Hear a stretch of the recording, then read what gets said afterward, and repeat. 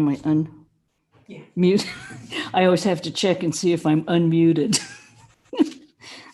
It's good to see all of you this afternoon. Yeah, there you all are. Okay, we are on page 129 if you're following along. Udboden, 25th of June, 1912.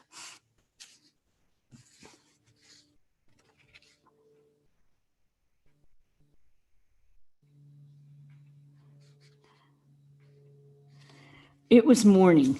The mother was seated near the bedstead in the room adjacent to the shrine. We were engaged in conversation. Disciple.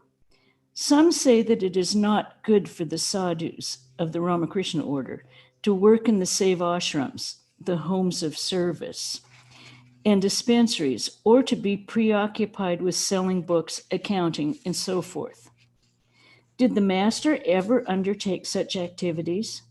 Works of this kind are thrust upon the seekers who enter the order with a yearning for the realization of God. If anyone must do some work, it must be worship in the shrine, meditation, japa, and devotional music. Activities other than these entangle one in desires and turn one away from God. Mother, you must pay no heed to those who talk in that manner. What will you do day and night if you are not engaged in work? Can one practice meditation and japa for 24 hours? You referred to the master. His case was different. Mathur used to supply him with a proper diet. You were able to get your food because you were doing some work. Otherwise, you would have to roam from door to door begging for a morsel of food. Perhaps you would fall ill. Besides, where are people today to give alms to the sadhus? Never pay any heed to such words. Things will go on as the master directs. The mat will be run on these lines. Those who cannot adjust themselves will go away. I remember when shortly after I moved in, we had someone come in and they said, well, I thought you, as nuns, you would be sitting and meditating all the time. And we were planting jojobas at the time. So it was like, really? This is what our job is right now. One day, Mani Malik visited a sadhu and reported to the master. Well, said the master, how did you like him? Yes, said Mani. I saw the sadhu, but... The master asked, but what? All want money, Mani Malik replied. The master said, how much does a holy man want? Perhaps a pice for tobacco to smoke. That's all. You need your cups of ghee and milk, a mattress and such things, and the sadhus want a pice for their smoke. Should they not have it? Disciple, enjoyments come from desire alone. A man may live in a 4-storied mansion, but he does not really enjoy anything if he has no desire for it. And a man may live under a tree, but if he has desire, he gets all enjoyments from that alone. The master used to say, a person may have no relatives anywhere, but Mahamaya may cause him to keep a cat and thus make him worldly. Such is her play. Yes, right, a cat, or 3. Mother, that's true. Everything is due to desire. What bondage is there for a man who has no desire?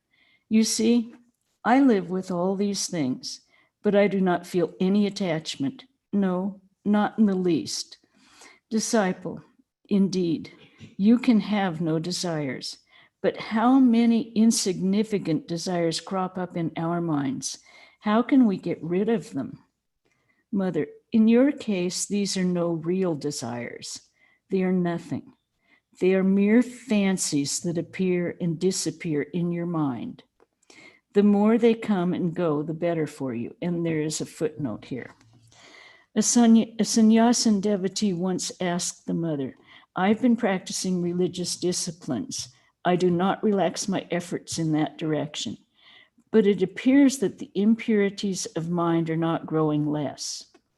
The mother said, you have rolled different threads on a reel, red, black, and white. While unrolling, you will see them all exactly in the same way. There are two kinds of desires, one that stimulates enjoyment and the other that quickens dispassion. Though externally they appear the same, their effects are different. Disciple, yesterday I wondered how I could fight with my mind unless God assured me of his protection. The moment one desire disappears, another one crops up. Mother, so long as the ego exists, desires also undoubtedly remain. But those desires will not injure you. The master will be your protector. It will not be a heinous sin on the part of the master. It will be a heinous sin on the part of the master if he does not protect those who have taken shelter at his feet, who have taken refuge in him, renouncing all, and who want to lead a good life. You must live in a spirit of self-surrender to him. Let him do good to you if he so desires, or let him drown you if that be his will. But you are to do only what is righteous, and that also according to the power that he has given you. Disciple, have I, O Mother, surrendered to him to that extent? Sometimes I feel that I can depend upon him to a small extent, and the next moment it disappears. What will be the way for us if he does not protect us? Sometimes I think that because you, O Mother, are alive, we can report our dangers and difficulties to you and gain peace by a look at your face. Who will protect us when you leave us? We shall feel safe if you give us assurance. Mother, don't be afraid, my child. You have nothing to fear. You will not lead a worldly life with wife and children. You will have none of these. Why should you fear? But in the meantime, before I depart, you will be able to build up a secure foundation for your spiritual life. Disciple, what will japa and austerities avail us if God does not cast his benign glance upon us? We shall be protected only if he protects us. Mother, you have nothing to fear. The master will protect you. Don't worry. Udbodhan, 7th July, 1912. Can you imagine someone having such doubts when Holy Mother herself is sitting right in front of him? So don't be hard on yourself if some doubts creep in once in a while. If people can have that kind of doubt with her sitting right there with them, our little doubts, but we have that may come up. But we have the total assurance that having taken refuge at Ramakrishna's feet, we are totally protected. So Udbodhan, 7th July, 1912. Disciple, Mother, was it not arranged that you should visit Puri at the time of the car festival, the Ratha Jatra? Mother, is it good to go there when there's such a rush of people? Perhaps there will be an epidemic of cholera then. Lakshmikanta, the priest, said, all the rooms and houses have already been rented. There's no place now to stay in. Even the small rooms have been rented for 10 rupees each. Please come during the winter. Disciple, whose image is worshipped there? Mother, in a dream, I saw that it was really the image of Shiva. Disciple, did you not see the image of Jagannath there? Mother, no, I saw only the image of Shiva. The Lord Jagannath Shiva was seated on the altar made of a lock of shalagrams, the emblem of Vishnu. Is it without any reason that thousands of devotees visit the temple? There is also an image of the goddess Vimala. A special offering is made to her on the Ashtami night. Vimala Devi is another form of Sri Durga. So it is not natural that Shiva too will, so is it not natural that Shiva too will be present there? Jagannath, I think many of you know, is supposedly a very, very famous of Krishna worship in Orissa, Puri. It is Jagannath, Balarama, and Subhadra, his sister. And they're kind of a very crude wooden images, and they are taken out in the car festival, and everyone takes turns pulling the car around Puri. Yeah, around Puri. And Westerners at this point are not allowed in Jagannath, just to let you know. Disciple. Some are of the opinion that this was originally a Buddhist temple, and the image of Buddha was installed there. When the temple fell into the hands of the followers of Shankaracharya, the image was converted into the emblem of Shiva, and still later, when the Vaishnavas got control, they converted it into the image of Jagannath Vishnu. Mother, I do not know this, but I saw the image of Shiva. Disciple, how many temples, how many images of gods and goddesses the Muslims have destroyed? They have cut off the noses of some of the images and the ears of others. Mother, the image of Sri Govindaji of Vrindavan was taken to Jaipur in fear of these Muslim invaders. The priests became upset and insisted that the deity be brought back. At last, they heard a divine oracle. The image is gone, not I. Prepare another image, and I still shall stay in it. Disciple. There is a temple of Somnath in Gujarat. The priests in former times used to bathe the deity daily with water from Gangotri. Every day, people used to carry water from the Himalayas in pots on their heads.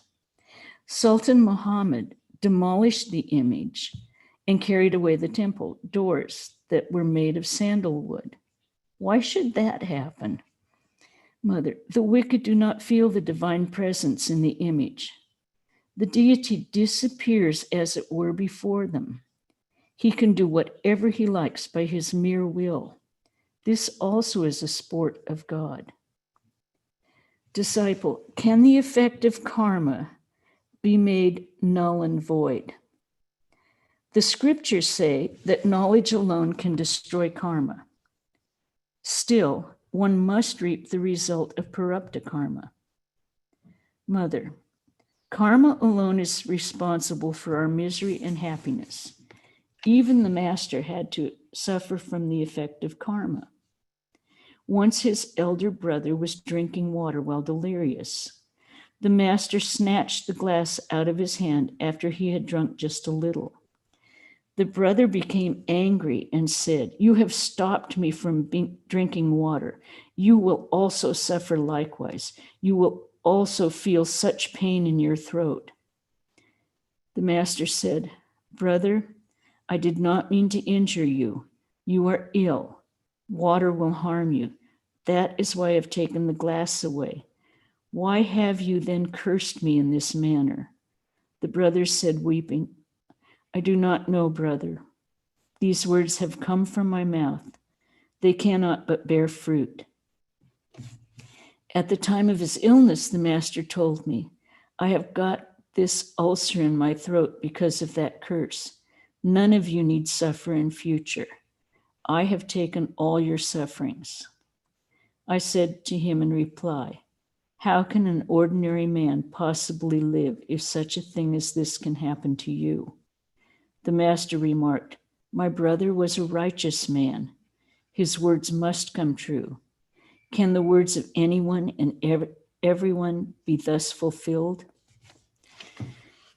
The result of karma is inevitable. but by repeating the name of God, you can lessen its intensity.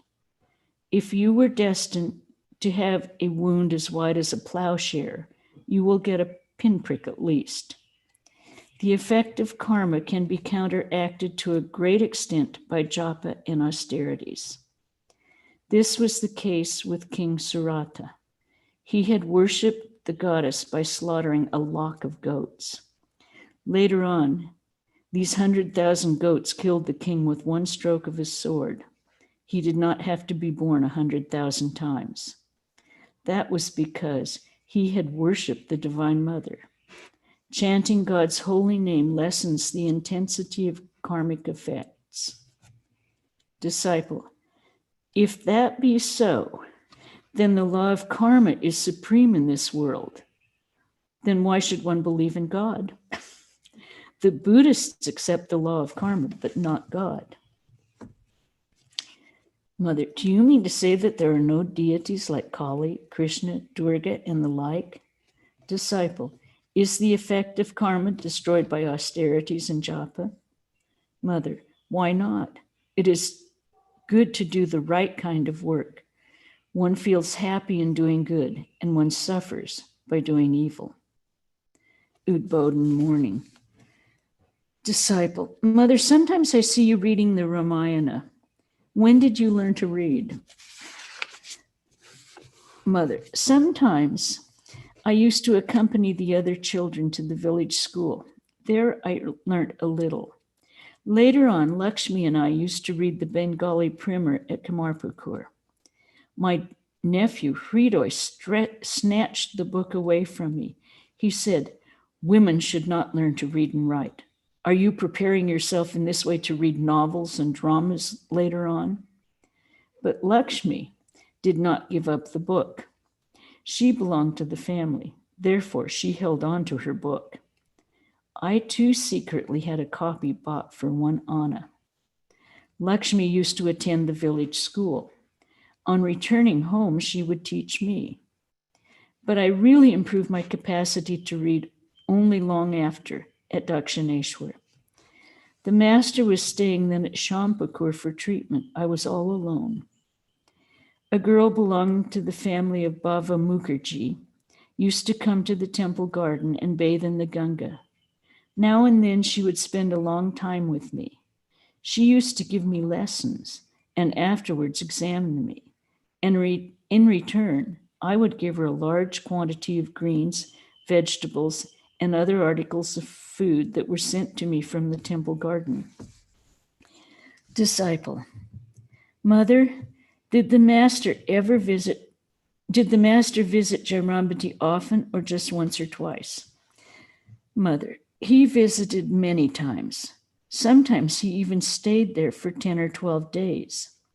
Whenever he would visit Kamarpukur, he would also visit Jairambati, Sihar, and other places. He once fed the village cowherd boys at Sihar. Disciple, when was this? During the period of sadhana or later on? Mother, it was later on. During the period of sadhana, he was filled, as it were, with a terrible divine madness. Had he visited his father-in-law's place then, all would have stamped him as insane. When Shiva visited his father-in-law's house, all began lamenting. "Oh, dear Uma, great indeed has been your misfortune. You have you have at last fallen into the company of this hemp addict." Ah, in those days, after the marriage, the things they spoke about the master. Alas, a mad son-in-law. What will happen now? And so on. Disciple, yesterday, Manindra Gupta came. I had not met him earlier. Mother, he did come once before. As a young boy, he used to visit the master. Disciple, the younger Narayan too never comes here. Mother, no, he doesn't. At Dakshineshwar, he used to go to the master. He was dark and slim, with face covered with pox marks. The master had great affection for him. Disciple, Paltu Babu came here only once. Tarak Babu of Bulgaria comes occasionally. Mother, Paltu too visits now and then. He gives me a rupee every month. He is very poor himself. If I am in Jairambati, he sends the money there. Paltu and Manindra visited the master as kids, merely 10 or 11 years old. At Kasipur, on the day of the Dol Jatra, all were out celebrating the festival, sprinkling avir, a kind of red perfumed powder, over one another with great joy. These two boys did not go. Both were fanning the master, changing hands frequently. They were too young to manage it single-handed. They massaged the master's feet. The master was suffering from severe headache due to cough, so constant fanning was necessary. The master told them, go out and play with Abir. See all are out enjoying. Paltu said, no, sir, we will not go. We will remain here. Is it possible for us to leave you here all by yourself? I'm sorry, I'm picturing these little Indian boys of Bengal who are about 3.5 feet tall and very skinny, and they're very, they take charge when they are in charge. And they're so adorable. They take their duties very seriously. No amount of persuasion made them to go out to participate in the festive occasion. The master wept as he said later, these are indeed my Ramlala come to take care of me. So tender in age, yet the festivities outside could not make them leave me and go. Saying this, the master's eyes were full of tears. Devotee, disciple, many devotees used to visit the master. Where are they now? None of them comes to see you. Mother, oh, they are all leading happy lives. Disciple, what? Happy? Mother, you are right. How can a man be happy in this world with his wife and children? They have forgotten themselves in women and gold, lust and greed. Everything in the world results in suffering after all. Disciple, besides, the mind has outgoing propensities. Mother, Kali, the mother of the universe, is the mother of all. It is she alone who has begotten both good and evil. Everything has come out of her womb. There are different kinds of perfect souls. Perfect from very birth, swadha siddha, perfect through spiritual disciplines, sadhana siddha, perfect through the grace of the teacher, kripa siddha, and made perfect all of a sudden, hatat siddha. Disciple, what is the meaning of made perfect all of a sudden? Mother, it is like becoming wealthy suddenly by inheriting the riches of another. Just then, Nalini, the mother's niece, entered the room after a bath in the Ganges. Finding the water closet a little dirty, she had washed it with a few pots of water and hence had taken bath in the Ganges for purification. The disciple and the mother opined that she need have bathed under the tap alone. Nalini, how is that enough? A water closet.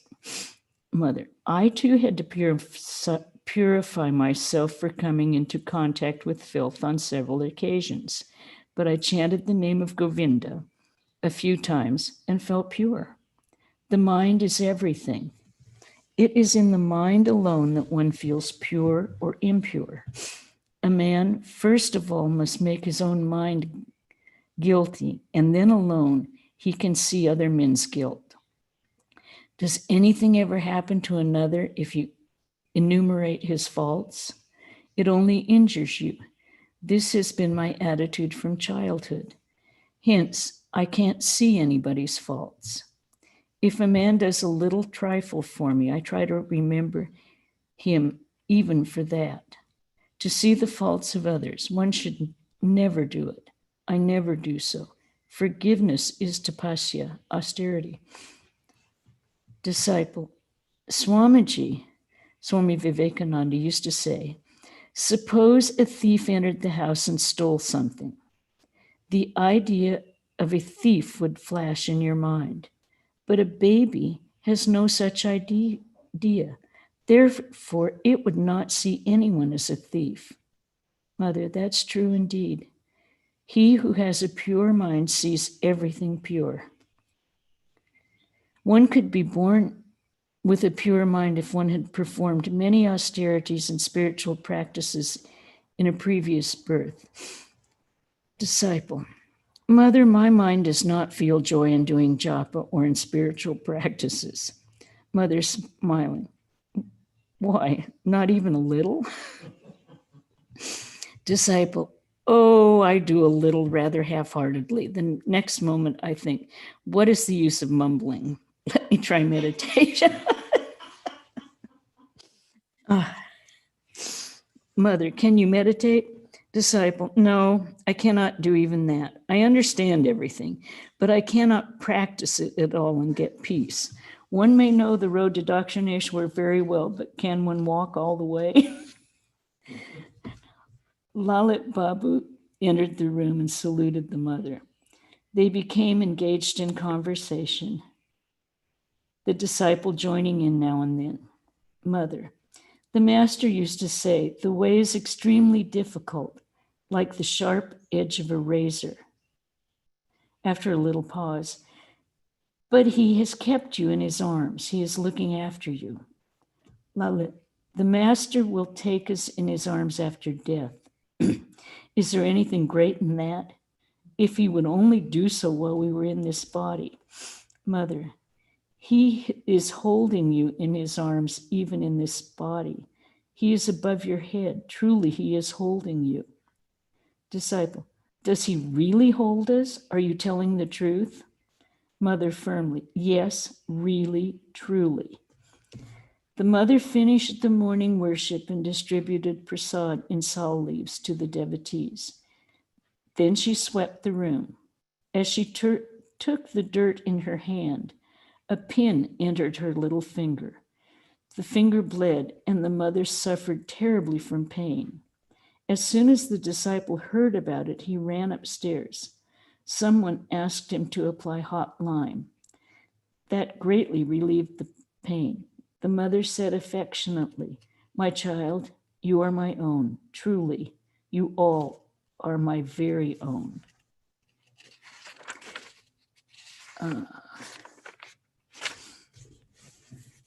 16th August, 1912, evening. Mother, when I was 13, it was time for me to go to Kamarpukur, and I went there. The master was then at Dakshineshwar. After a stay of a month or so at Kamarpukur, I returned to Jairambati. 5 or 6 months later, I again went to Kamarpukur and stayed for nearly 6 weeks.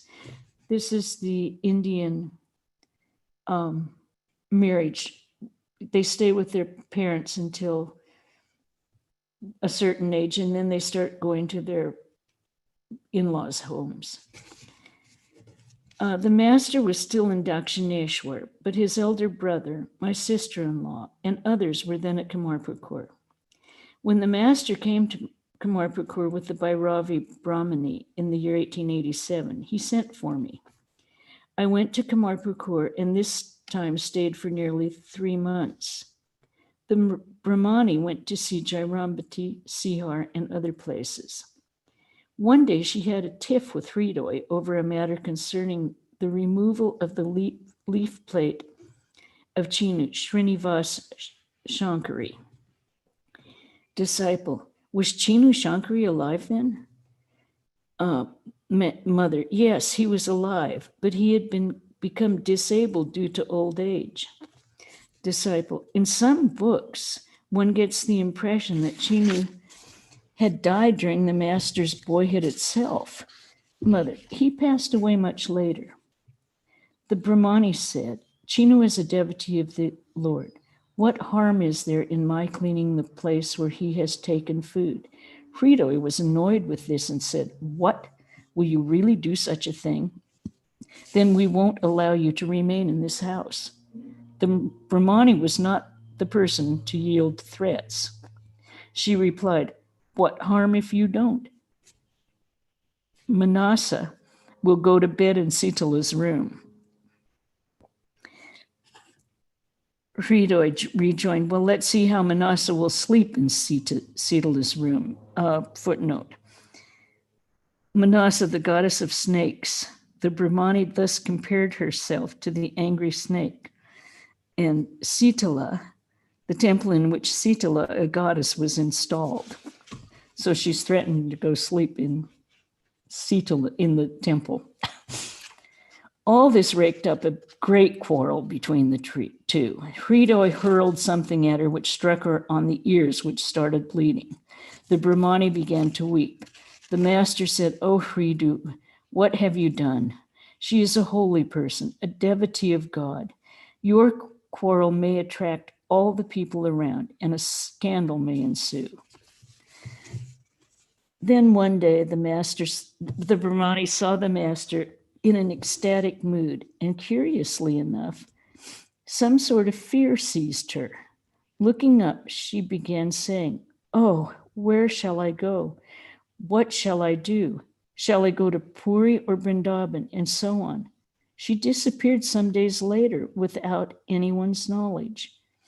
None could know where she had gone, and she did not return. Before her departure, one day the Brahmani made garlands of various flowers, smeared them with sandal paste, and adorned the master as Sri Gauranga. The master entered into ecstasy. She then sent for me. No sooner had I come than the master asked, "How does it look?" I somehow managed to say fine, and came away after a hurried prostration. His state of divine inebriation had frightened me. After this, I returned to Jairambati. The village people were saying all sorts of things about the master, that he was insane, had gone fully mad, was wandering about naked, and so on. None could understand then the state of his mind.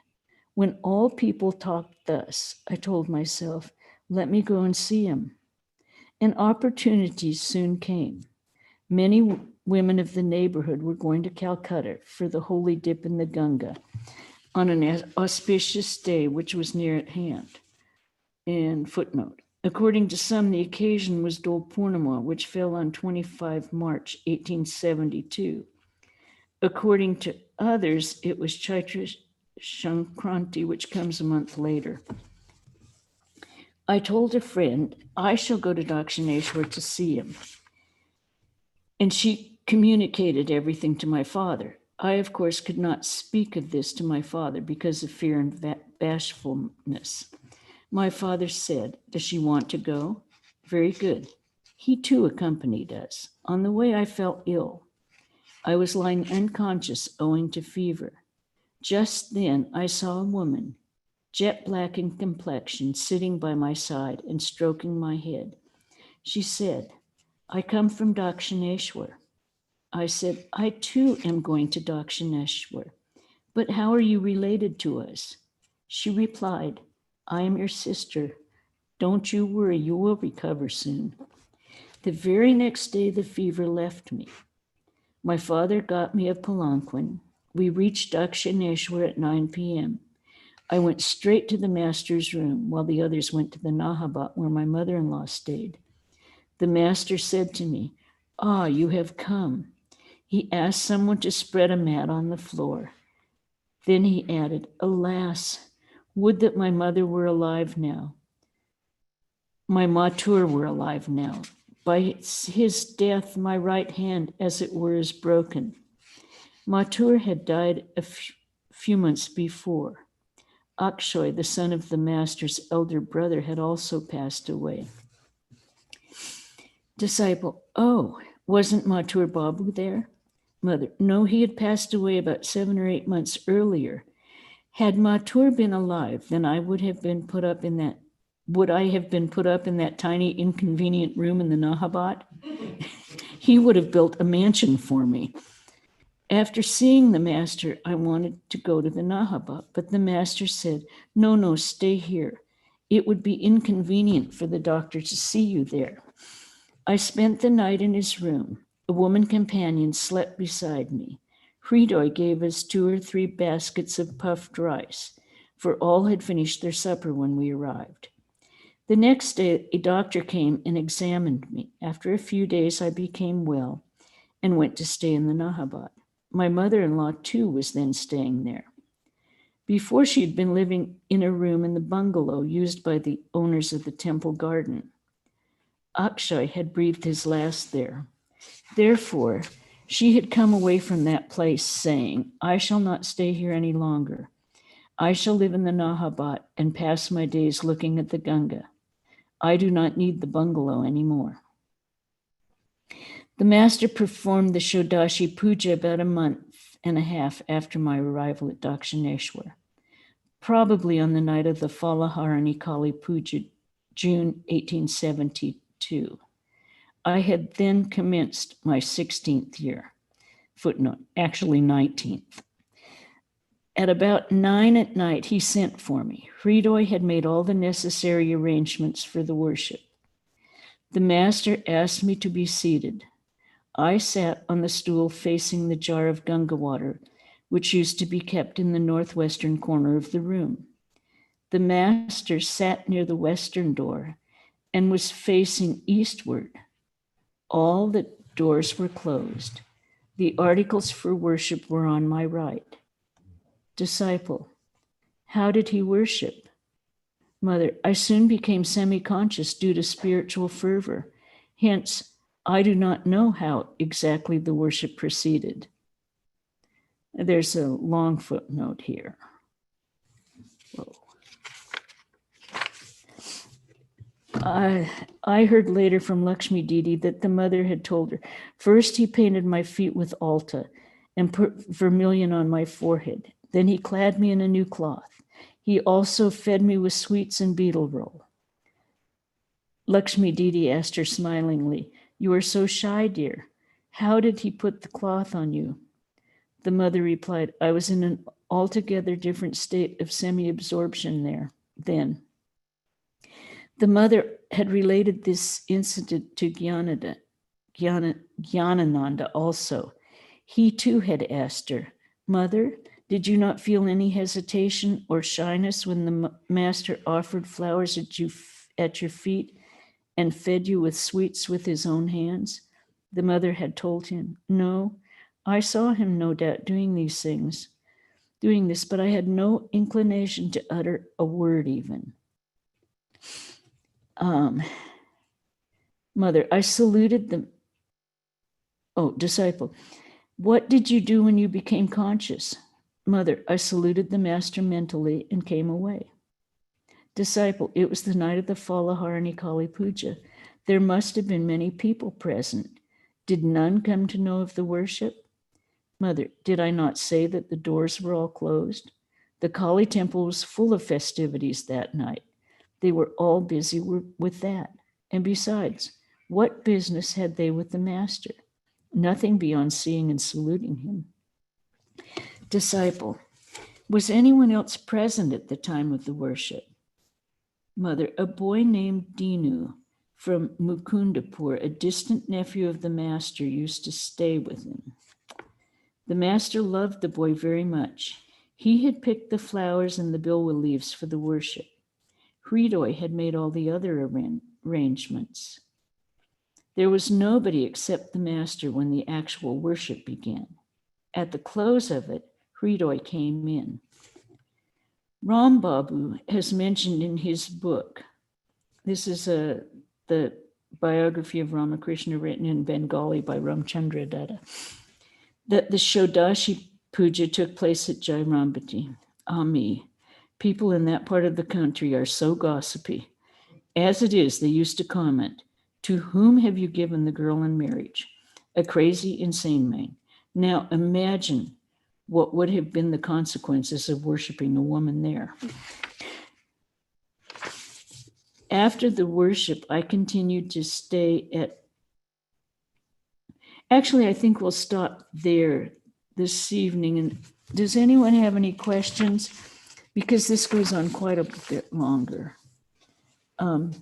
Any questions or comments about anything that we've read?